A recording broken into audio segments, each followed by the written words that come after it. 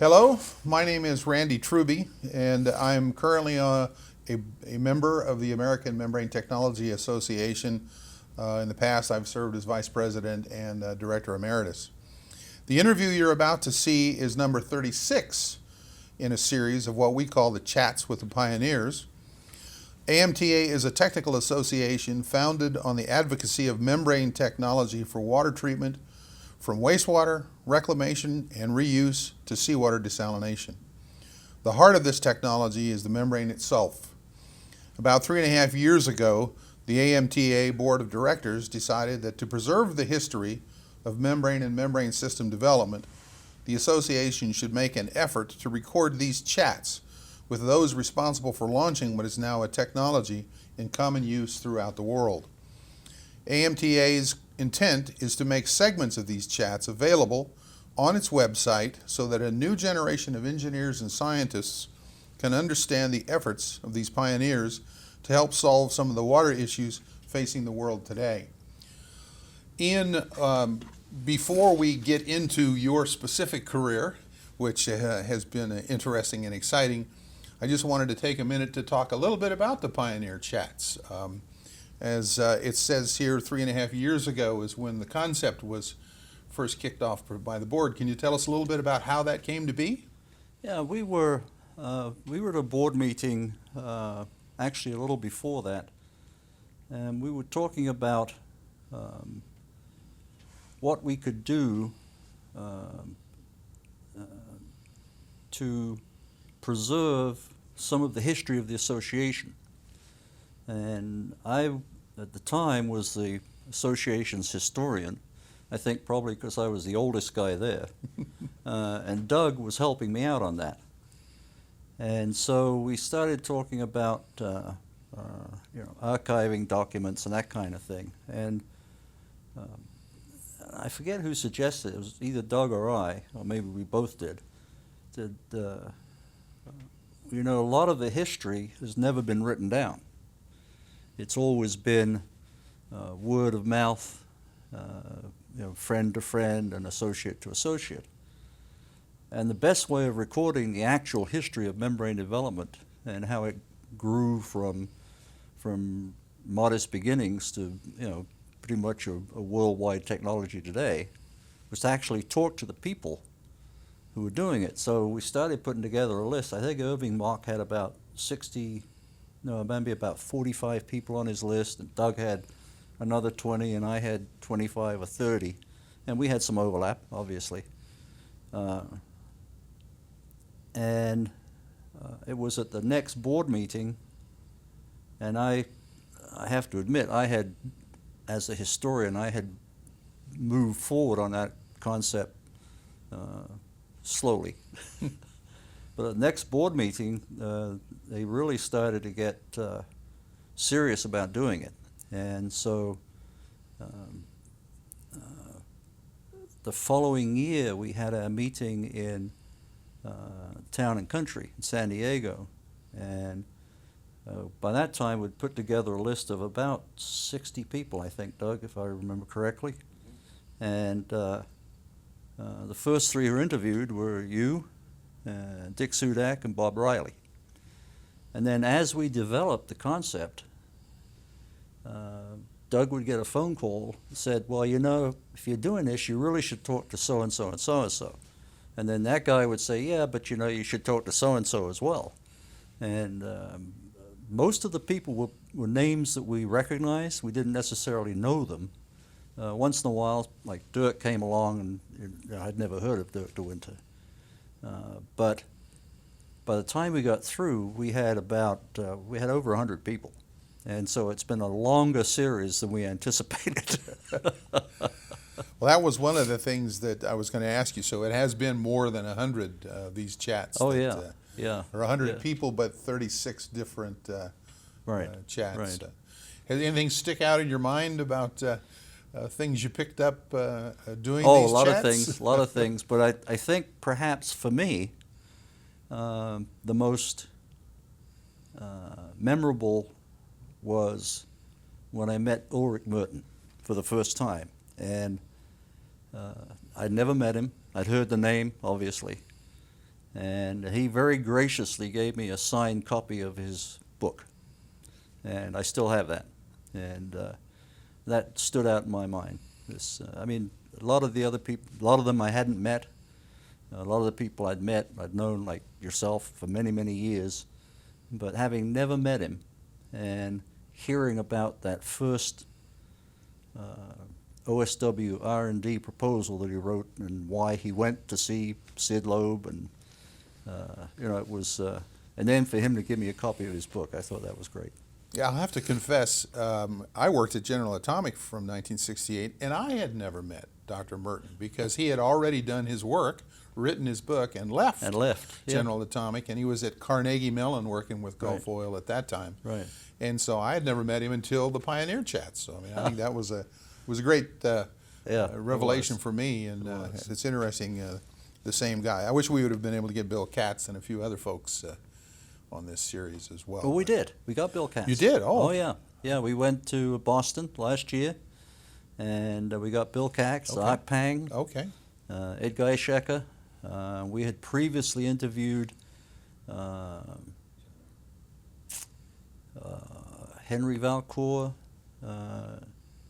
Gene, and John, and Kurt Golrad. Is there any chance that sometime in the future you might do some more of these interviews as time goes on, or we'll leave that for the future? I don't know. I think what we really wanted to capture was the beginnings of the membrane industry. I mean, it's a fairly mature industry now. There's still some advances being made every day.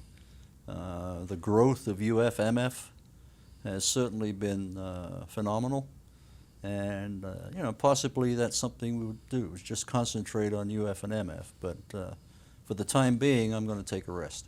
Yes, I understand, and someone else at some point in time could also Yeah, that's right. handle this for AMTA as time goes on. Well, let's talk about Ian Watson. Give us a little bit of background and history on your career. Well, I was born and raised in the UK. That's probably not obvious to everybody, but lots of people think I'm an Australian. And while I love the Aussies, I was much rather be born in the UK. My father worked for a company that made high pressure valves and fittings and hoses and so on, called British Amito Corporation.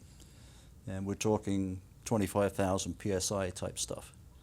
So as a kid, I used to play with valves and couplings and as toys.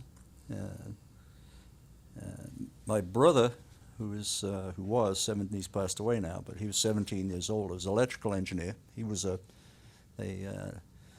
Fleet Air Arm pilot in World War II, came home, got his degree, and became an electrical engineer. And he was the first engineer in our family on either side.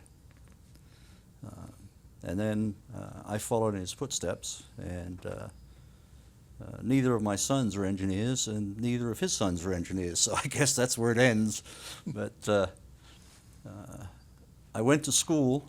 I went to a boarding school, and then I went on and won a scholarship from British Petroleum to go to college in South Wales to learn petroleum engineering, which was chemical engineering with a twist.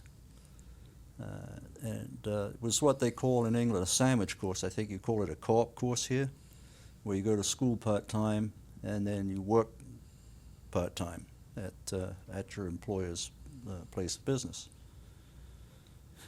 The attraction of this course to me was that when we got through, BP did not have to offer us a job, and if they did, we didn't have to accept it. So there was no obligation on either side, which I thought was, pretty generous of them, having spent all this money. So when they offered me a job as a lubricating oil research engineer, I said, no, I don't think so, thanks. And I immigrated to Canada. I worked for a year at Atomic Energy of Canada doing work on nuclear fuel research. And then I moved south. My I have 2 sisters that live in the States. And they said, well, it'd be nice if you'd come down here and visit with us for a while. So I moved down and went to work for Bechtel Corporation on power plant design and construction. And one of my first assignments was to work on the water systems for high-pressure boilers. I had done a little bit of work like that at BP. It was ion exchange, of course, no membranes in those days. So after about 4 years at Bechtel, I saw greener pastures. I moved to Foster Wheeler in New Jersey, and we were there about 6 months. Didn't like New Jersey, didn't like Foster Wheeler. And a friend of mine who I'd met through the American Association of Cost Engineers called me up one day and said, we've got a contract with OSW, and we'd like you to talk to us about being the project manager. And this involved a move back down to the DC area where my wife's parents live. So I said, sure. So we went down one weekend, and I went to meet Bill, and Bill told me about it, and I said, yeah, I'd like to do that. So they hired me. It was the company was called Control Systems Research, and it was a typical DC research firm who fed entirely off the federal government.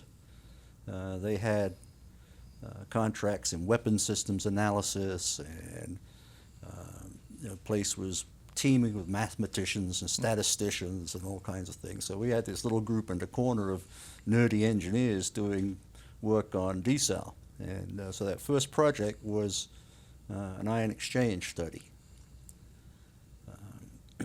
When we finished the work, the OSW project manager, whose name was Ed Miller, said, we're interested in looking at places where we can apply this technology. And so he encouraged us to write unsolicited proposals to do state studies. And I'm sure you remember the state study series. So we got one funded in Montana. So I spent one really cold 3-week period in December in Montana, driving around the state and finding out where we could apply this technology. And interestingly enough, one of the people who was following us was Don Dowd. And every place we stopped, he came in a day later and set up his portable equipment and demonstrated the benefits of reverse osmosis. So that was a lot of fun. Then I went to work for my brother-in-law, who had worked for a civil engineering company, and they were really not involved in the water treatment business at all. They were really a bridge and road design civil engineering firm. But I managed to solicit a few little contracts out of clients here and there. And one day,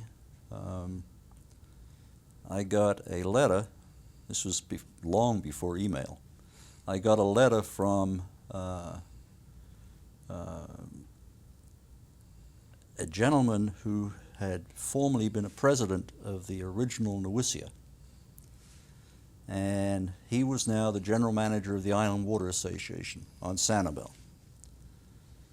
And he wanted me to submit a proposal, and he'd invited several people, but he wanted me to submit a proposal to do an evaluation of their ED plant on Sanibel Island, which I did, and we were fortunate to be selected. When we finished the study, I went down and presented it to the board of directors. And they said, do you want to wait outside? And I said, sure, I can wait. So after about 25 minutes, I was called back in, and they said, well, you've done such a good job on the study, we'd like you to come work for us as resident engineer. And I said, now this was in February of the year that was one of the coldest in the state of Maryland's history. And we had ice on our front yard in Bethesda for an entire month. So when I called Dee Dee, my wife, and said, would you like to move to Florida? It took her about 30 nanoseconds to say yes. And so we were on our way. She said, I'll never forget, she gave me one good piece of advice. She said, asked them for a lot of money. So the next day, I went back to see Larry, and whose surname I cannot recall. But and I said, yeah, I said, my wife said that'd be great, and so I said, well, what would you like as a salary? So I said, and this was 1977. So I said, I'd like $28,000 plus moving expenses. He said, done. I thought, shucks, I should have asked for more. So I went home, and we got ready to move. And when I got down there, they had built me an office over the chlorine shed. I mean, directly over the chlorine shed. Luckily, chlorine's heavier than air, so I didn't feel any great danger. But we started straight away to design the Sanibel RO plant. And I was there for about 4 years, 4.5 years. And Larry retired, and I eventually became general manager and chief engineer of the Iron and Water Association. Wasn't the original equipment electrodialysis? Yes, it was. Was it running when you were first? It was. So It you was. you were in charge of running that for a while? Yes, that's correct. And we actually converted one of the lines to manual reversal. We reversed it once every 24 hours. The operators didn't like it because they were constantly cleaning the stacks, which meant disassembly. And one of the reasons was that the well water down there, as it is in most of Florida, is laden with hydrogen sulfide. And they'd aerated this water before coming into the plant. And so we were getting severe sulfur fouling on the membrane surfaces. So we thought there's got to be a better way of doing this. And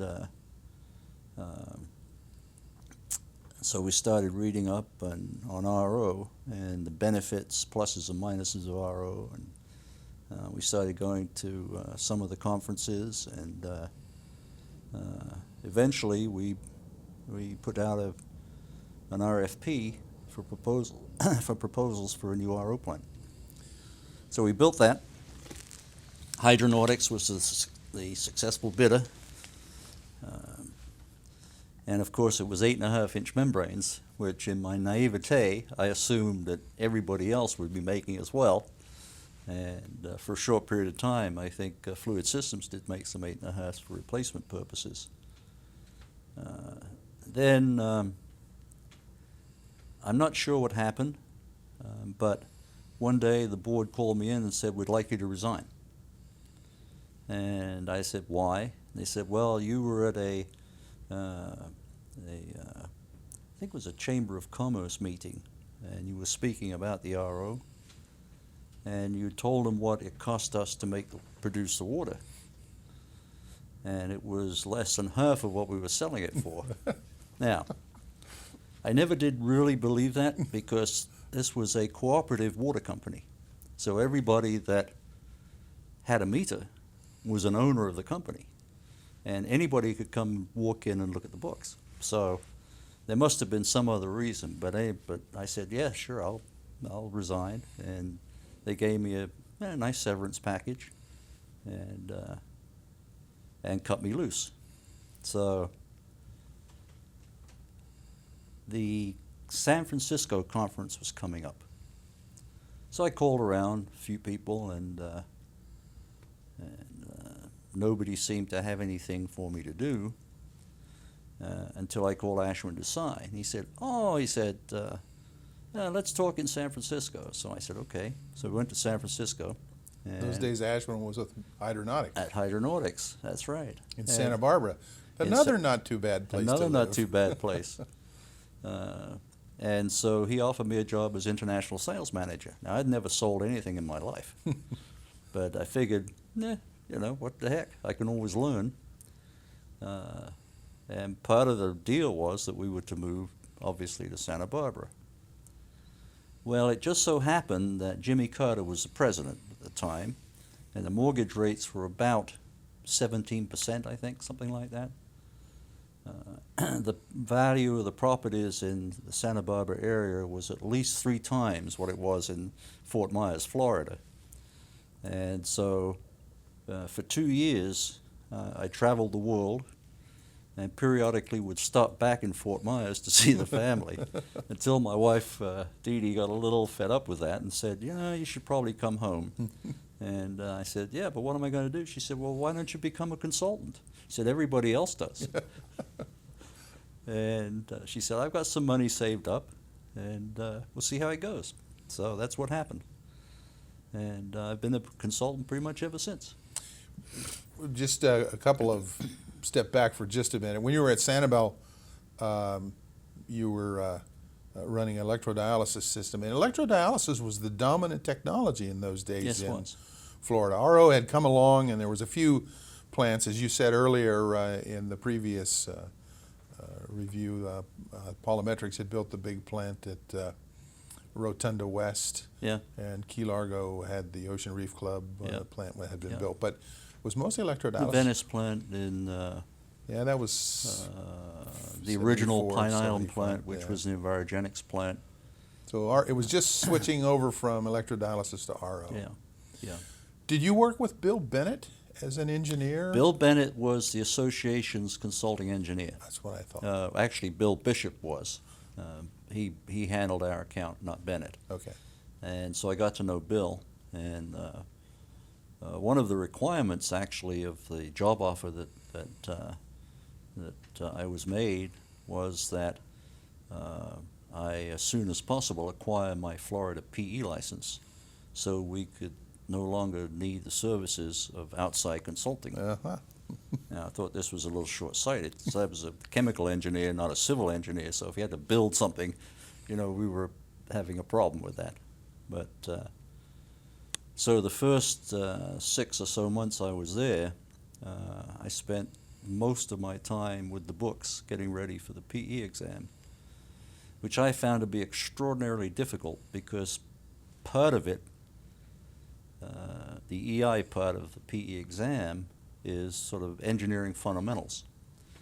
Now, I had left college 15 years earlier, and so by the time I got to the engineering fundamentals, there was a lot of stuff in it that I'd never heard of, like electronics rather than electrical engineering and that sort of thing.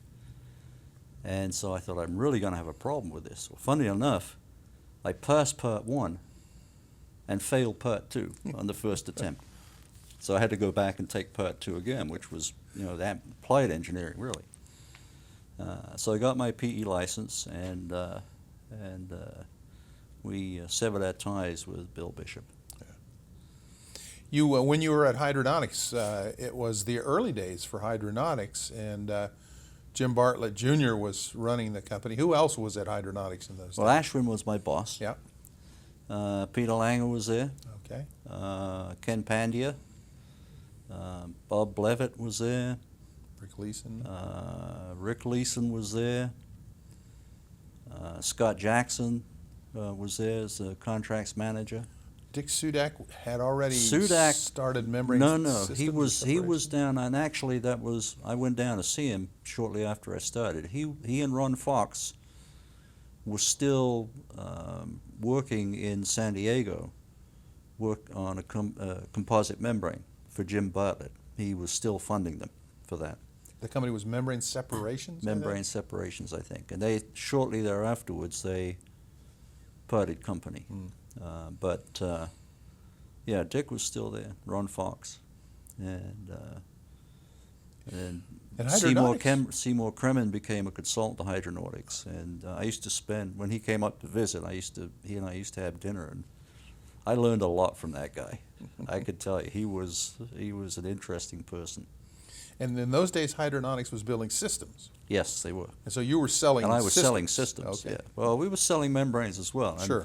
And you know, Ashwin said we got $2,400 for elements in Saudi Arabia.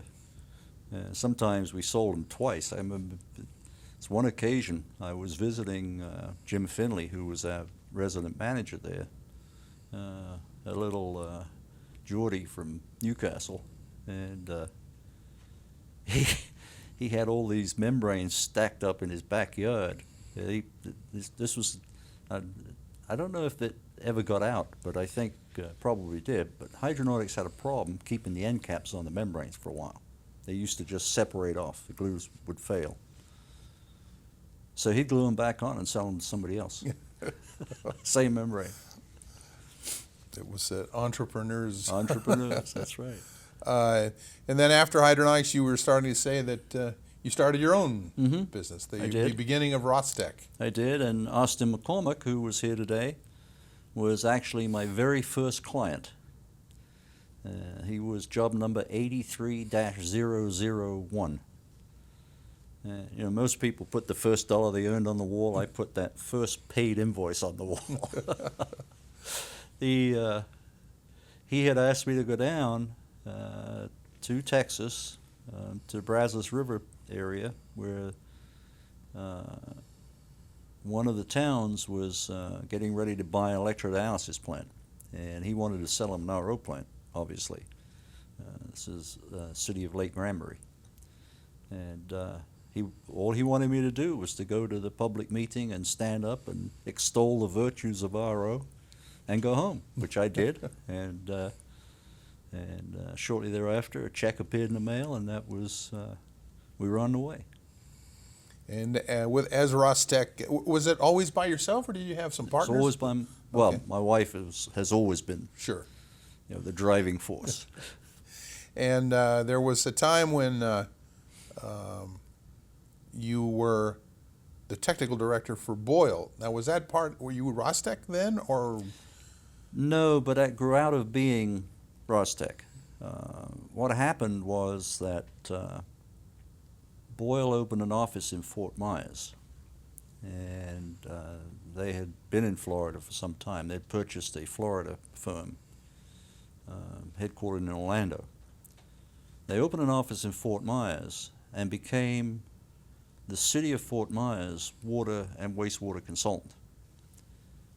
And Fort Myers had a huge trihalomethane problem. And they had conventional lime softening plant, as most of Florida did in those days. It couldn't handle the organics. And we got some of it out, but you just couldn't handle it. And so they expressed an interest in looking at nanofiltration. And they learned about nanofiltration from Dr. Taylor, Jim Taylor from the University of Central Florida, who had made a presentation to the city council some months before. Boyle had no background at all in membrane technology. And so I happened to be at a council meeting where they were talking about this work, so I approached the late Eddie Edwards, who was the manager down there, and I said, you need somebody who knows something about membranes, and I'm your man. I just lived down the street. So they hired me. Well, we did a lot of projects together. At one point, Boyle's billings were probably 75% of my revenue. So one day, they said, why don't you come work for us? And work was getting a little slow in Florida, so I said, okay. And so I negotiated with them. They wanted me to go to Orlando.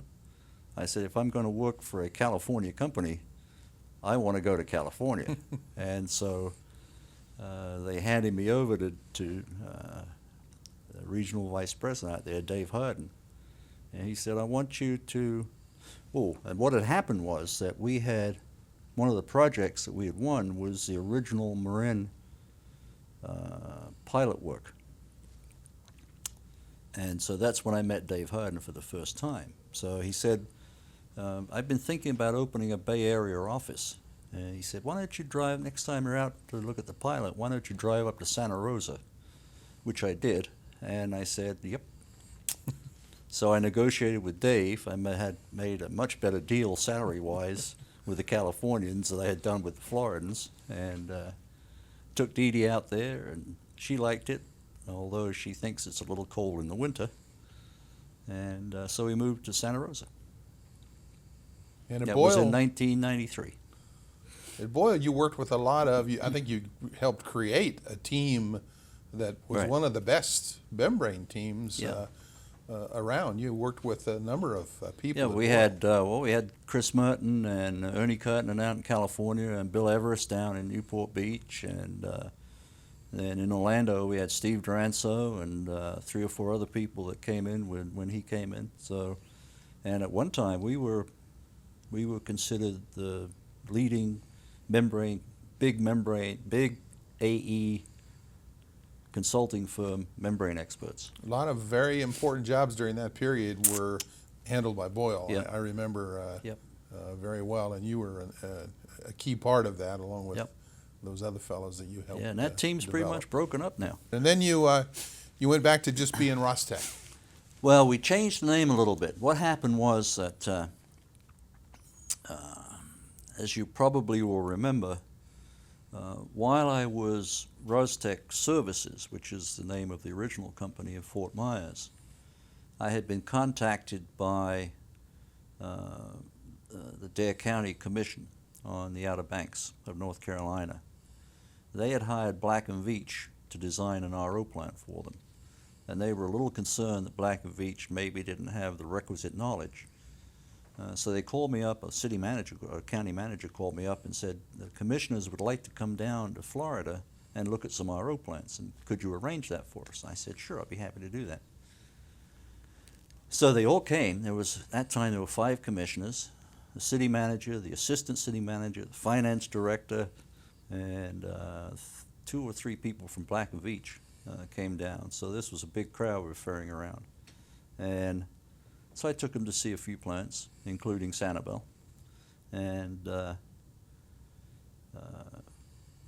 when they were getting ready to leave, the chairman of the commission, Bobby Owens, said, do you think you could make it to a commission meeting a week from Wednesday? And I said, yeah, I can do that. He said, I'll have Jack, county manager, send you the details. So I went to the commission meeting. I was sitting there, and they were talking about all the things that commissioners talk about. And they got to their trip to Florida, and they were talking about, and Bobby actually was taking the lead. He was talking about what they'd seen, what they'd learned about RO, and that they thought they'd made the right decision in selecting RO for the water supply for the Outer Banks, or at least the Kill Level Hills area of the Outer Banks. And Black & Veatch guys was sitting in the audience, and he said, but we're a little concerned about our consultants having the necessary practical knowledge. So I'd like to propose that the commission hire Rostec Services as the owner's engineer. So I thought, oh, I'm going to die here. And so they did. And so while building the plant, took like 2.5 years to get it done. And I fell in love with the Outer Banks, and I've been their consultant ever since. During your career with Hydronautics, Rostec, Boyle, you've worked on a tremendous number of well-known projects in the membrane industry. Lots of them RO. Any of them stick out in your mind? Any that you have fond memories of, or maybe not so fond memories of? I think that one of the projects that I will always remember because of the events surrounding it, the fact that it was early on in Rostec Services' lifetime, was the expansion of the Cape Coral plant. It couldn't have come at a better time for me. We were a little short on work. We'd finished the first year of our business. I didn't take a salary. Dee took a nominal salary. And I think we had revenues of $29,000, expenses of $31,000 or something like that. So it wasn't a good business model. Make it up on volume. Yeah, we made it up on volume. And I was doing a lot of work, but it was like a day here and 2 days there, and I needed something I could really get my teeth into. So this happened just before the Dare County thing.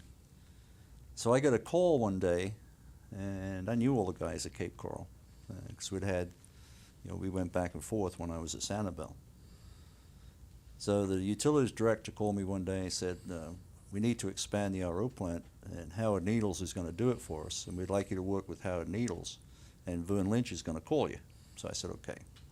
So Vern called me and he said, we've got a year to design and build this plant. I said, how big is it going to be? He said, 8 MGD. I said, whoa.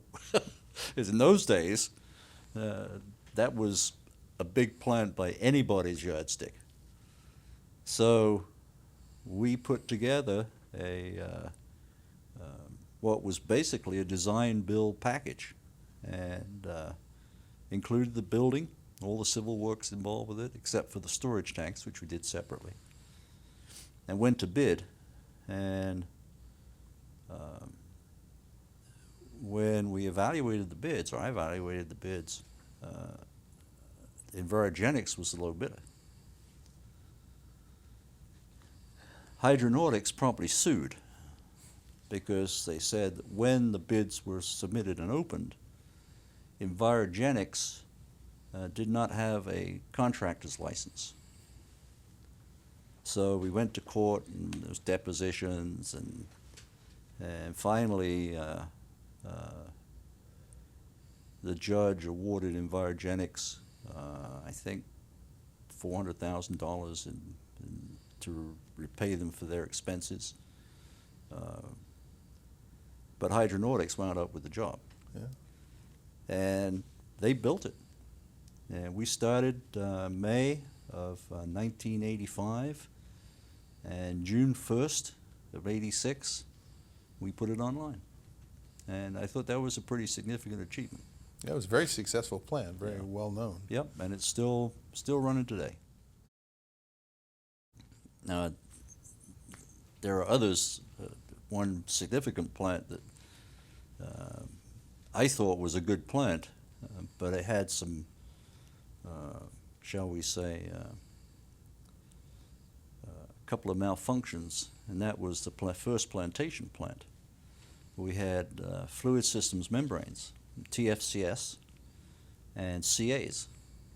And somehow, one night, on night shift, the caustic soda system pumped caustic into the CA part of the plant and hydrolyzed the membranes. And that's when I got to know Jerry Foreman, because he was teaching me about hydrolysis.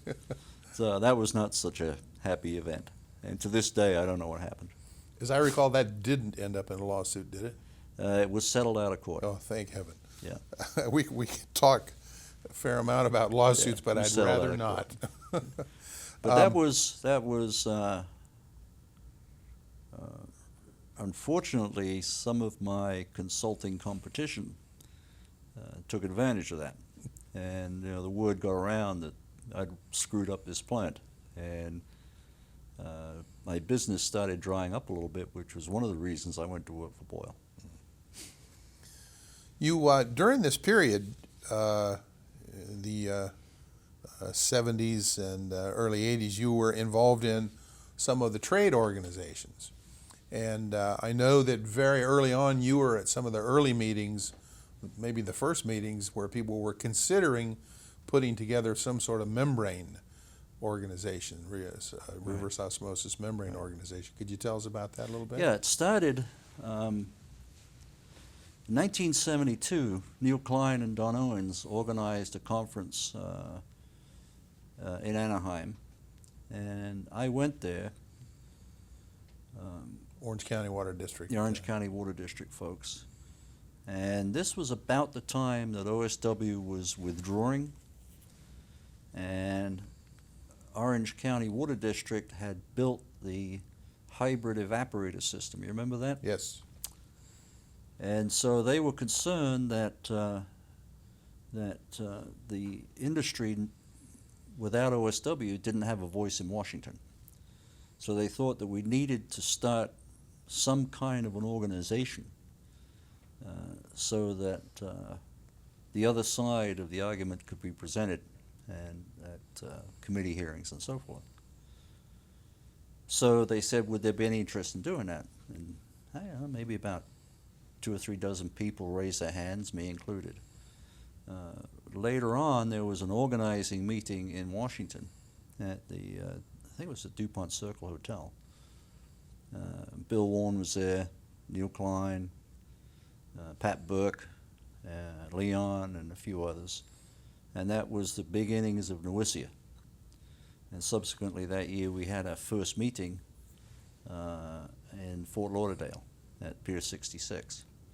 So I'm proud to say I'm a founder member of Nowissia, which is the predecessor organization to AMTA. Right. In fact, it went from Nowissia, Went from Nowissia to Wissia. Wissia, And then after the merger with IDEA to form IDA, we were the first affiliate of IDA, and we went back to being Nowissia. And we didn't think that really reflected what we were doing, so we changed it to ADA. ADA was good, but it was a narrow focus, because membranes now are coming into their own doing other things other than desalting. And so it was changed to AMTA about 10 years ago now, I think at least 10 years ago. 2000, I think. Yeah, yeah. So if we were right from the beginning, you were involved in these organizations and how they evolved. Do you remember any of the key moments or people who were instrumental in the evolution of the organizations? Well, there are a number of them. Pat Burke, of course, and the unforgettable Leon. And it was due to Leon. Leon was on the board for a long time, and it was due to his, I don't know if I would say his urging or if his scheming, that I became president of ADA for actually 4 terms. I was a 4-term president. And we had Jack and B. Jorgensen, who ran the association for a long time. They did an excellent job, and the board decided at one of the meetings that we needed to have somebody come in and conduct a retreat, and to see where we were going, or where we wanted to go and how we were going to get there. As part of this retreat, unfortunately, O.J. Moran was the president at the time. As part of this retreat, it somehow got to the point where they felt, or a number of the board felt, that we needed somebody other than Jack Jorgensen to lead the association from an administrative point of view. And so at the following board meeting, they were fired. And it was very abrupt. O.J. resigned. There was a lot of bad feeling on both sides. And I think at that time, Nossaman was hired as Nossaman was hired, which was a huge mistake. law firm out of Sacramento. Yeah, right. And, we just stagnated. Began the dark days of ADA. And I became president, and during that time, we had a tough time retaining membership, let alone attracting any. We started the workshop series at that time to try and give us something that we could offer the membership to make them stay and attract new members. It was tough. It was tough. And it was tough financially, too, as I recall. And it was tough financially, yeah. It was really close on it. And then I think you were instrumental in having Ron Linsky do a brainstorming session with us, facilitating one, to look at changing the name and Yes, other we did. things We for did. That's the right. organization. That That's was right. 2000 in Lake Tahoe. Yeah, that's right. And the decision was made to become the American Membrane Technology Association, and the organization has grown almost straight up from that point Yes, it in has. time. Yeah, we had a setback, when the economy went bad a few years ago. That was a setback because some of the membership, particularly Division I, they didn't have funds for anything. Yeah. And so, the first thing they cut is memberships. My recollection is in 2000 the membership was about 200 people. How many is it today? Do you recall? I think in the board package that I got for the board meeting today, it was 688. And this conference that just concluded here in Las Vegas was a big success, I think. Over 1,100 people. 1,100 people. It's the biggest conference we've ever had. So it's AMTA has grown as the business has, and you were very instrumental from the beginning in facilitating that process. I think a lot of it has to do with, the name change was certainly a good, and the name that was selected was probably the most valid name we could have adopted, because it did describe better what we were trying to do. And certainly the growth of UF and MF, and more recently membrane bioreactors, has helped that. Because we now have people that are members that couldn't care less about desalting. They have other things on their mind. Desalting, it's an interesting part of AMTA, in that originally the organization, there was no seawater desalting when That's right. the organization was first created in 1972. Seawater membranes didn't come along till about 78 or 79. Has the evolution of seawater desalting membranes helped the business grow or the industry grow, or are there other drivers in there that you would think? I think it's helped the industry grow. I don't think it's had much effect yet on AMTA, because, as you know, there aren't that many seawater plants in the U.S. yet. But there is a growing interest here, and certainly in the future, I think that will become more of a factor. What do you think the technologies are that's helped AMTA grow? I think definitely membrane filtration. MF and UF? MF and UF, yeah. Bioreactors? And Yep. Yep. Wastewater reclaim, like the sewage Yep. reclamation projects? Yep. And Yep. all of that? Yeah, the original name was the National Water Supply Improvement Association. And the mission statement was broad enough that, membranes certainly were part of that. And the driving force, or one of the driving forces, was the Orange County Water District, who are actually practicing wastewater reclamation and reuse using membranes. And so that part of it was fine. But if you look at the name, if you look at the mission statement, it could include all kinds of things that had nothing to do with membranes whatsoever. And while it was a start, it wasn't where we wanted to go. Changing gears just a little bit, during these interviews, you've asked people about mentors and people that had an influence on them. Well, I'll turn it around on you. Were there people that you met during the development of your career that had an influence on you, or helped guide you and direct you? Very definitely. One of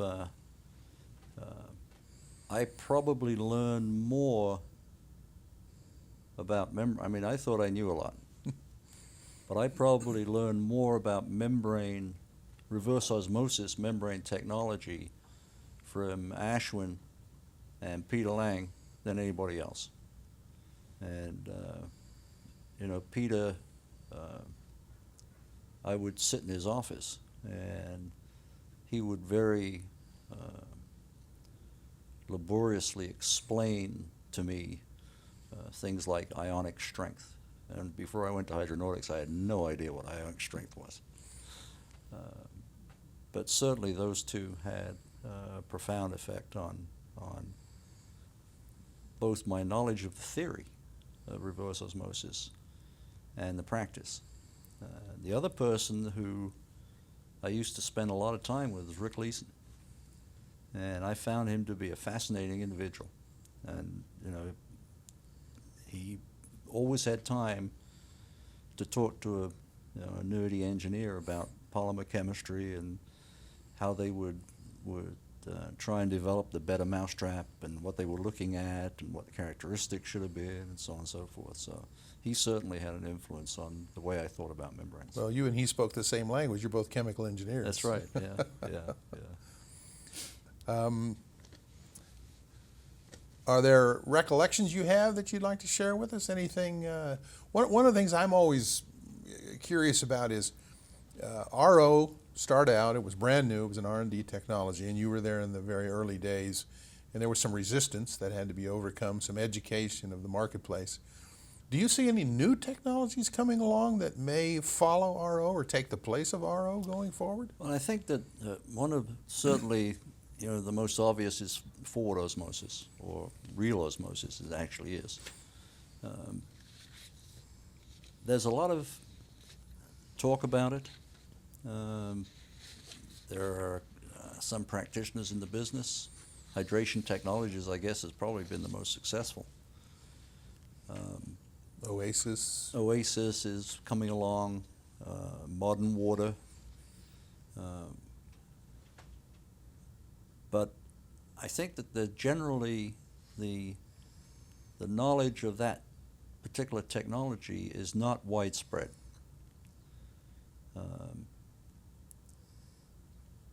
And from what I've seen of the technology, I'm not sure that it will get to the point where it will replace RO in many applications, particularly for things like large seawater plants and that sort of thing. There's always, I follow Tom Pankrantz avidly when he describes a new technology that, promises to deliver the earth at, 2 cents a 1,000 gallons. And that's been going on forever, as you know. But right now, I don't see very much. I think there's a little bit of improvement can still be made, and we can maybe get to 99.99% rejection in seawater membranes at a reasonable pressure. But when you look at it, we're very close to theoretical energy requirements for seawater RO membranes. So, you can't beat Mother Nature. Nobody can get below theoretical. Yeah, it's hard to beat that. Yeah. What do you feel have been your greatest accomplishments? I think making a living in this business for all these years. And staying in it. I know. That's hard to say. There's a lot of projects that I've worked on that I've really enjoyed and I thought have been valuable. I think perhaps in terms of its impact on the public, a couple of small projects I did in Florida years ago, people were drinking really bad water, and both trailer parks, both with owners who were not totally bad. And we put in a couple of small systems there, 70,000 gallons a day. And these people suddenly had good water, and they were thrilled. Low-cost trailer parks, people of modest means, and they enjoyed that. And that's really what it's been all about. Are there anything that you would have done differently? Or I believe the question you ask people is any regrets, anything you'd do differently, anything you'd like to take another shot at? I don't think so. It's you're never the master of your fate, although people think they are. And it's been a great, and I can't imagine being associated with a better group of people. From that perspective, it's been a tremendous career. There's a couple of things I would have done differently. I would never have taken a Pyramid Airlines plane trip in Egypt to go out and look at a drilling camp where somebody in hydronautics had sold a system years and years ago. That was the worst airplane trip of my life on a DC-3. Oh, boy. I made a trip to Uzbekistan on a World Bank mission, and that was pretty miserable. But apart from that, it's been great. And as Mike says, you get to work in all really nice places.